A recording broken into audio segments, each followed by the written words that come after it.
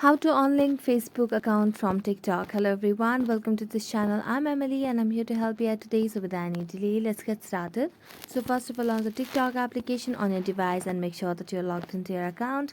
Then tap on your profile at the bottom right corner of the screen and then tap on the hamburger icon at the top right corner of the screen as well. Then tap on settings and privacy. As you tap on settings and privacy, all you have to do is just tap on the privacy option.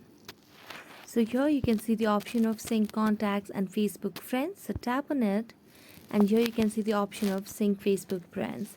It's toggle off right now, which means that you have unlinked the Facebook account from your TikTok.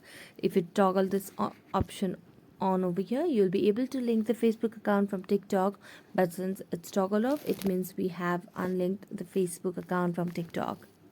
So thank you so much for watching this video. If you enjoyed watching this video, don't forget to like, subscribe and hit the bell notification for more updates. That's it for today. See you next time.